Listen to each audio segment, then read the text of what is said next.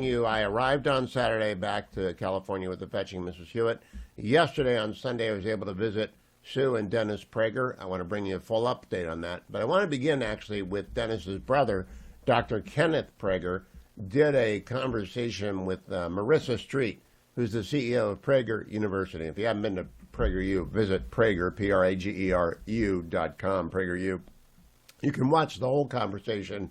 But rather than have a layman and a dummy when it comes to medicine like me trying to explain Dennis's injury, I thought we would grab some from the Kenneth Prager interview with Marissa over at PragerU, let you hear from him, and then I'll tell you how it went yesterday. Here is Dr. Kenneth Prager and Marissa Street. Cut number Obviously, I was shocked, as was the entire family, when I heard about his accident.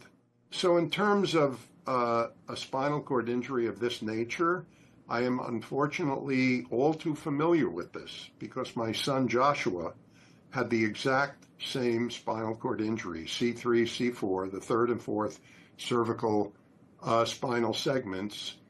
So I know a lot about spinal cord injury, and ironically, Dennis and my father, Max, the last 2 years of his life, had a spinal cord injury. That was as a result of a medical procedure when he was 94 years old, when he had to have an aortic valve replaced, and it resulted in a stroke in the spinal cord. So three close members of my family, immediate family, spinal cord injuries.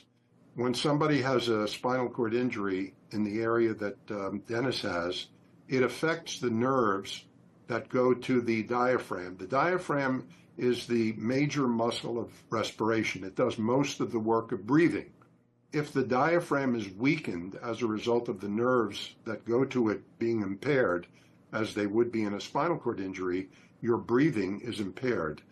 And the fact, though, that Dennis is making significant progress in getting off the ventilator is a very good sign, and very hopeful that he will ultimately be entirely liberated from the ventilator and be able to talk and even resume his radio shows at some point. That is obviously our hope. His mind is fine. Having said that, there's also, of course, the problem of movement and the paralysis.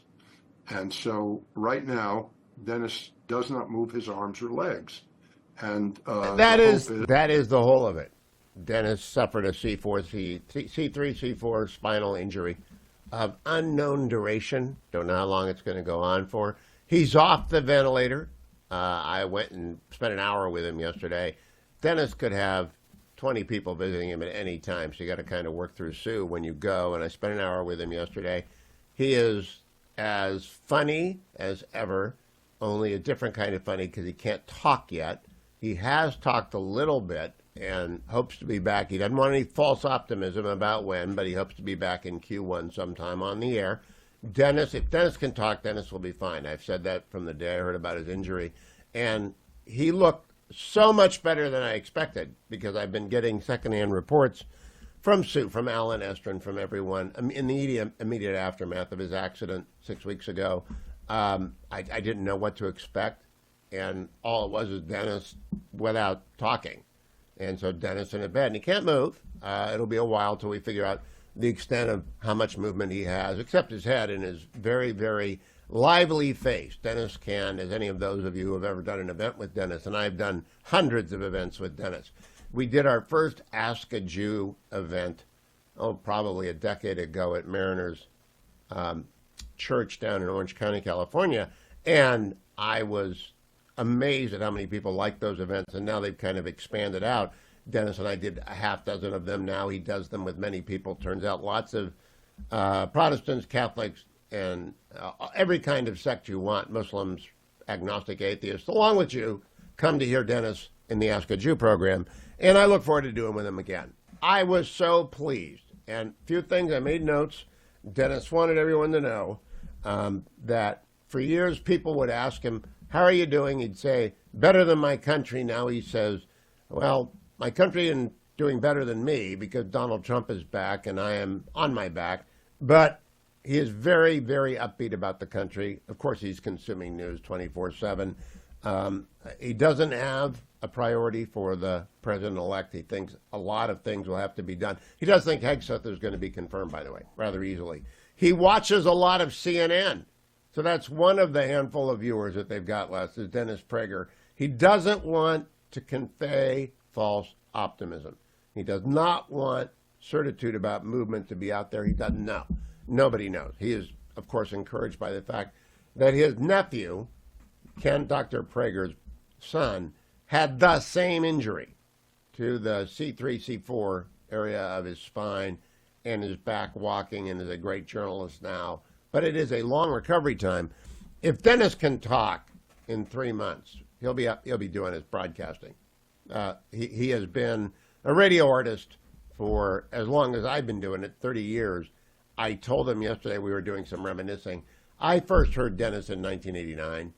So I moved to California after the Reagan administration, and Dennis Prager was the invited guest of the Lincoln Club in Orange County. There are many different kinds of Lincoln Club. The Lincoln Club of Orange County is a powerhouse in California.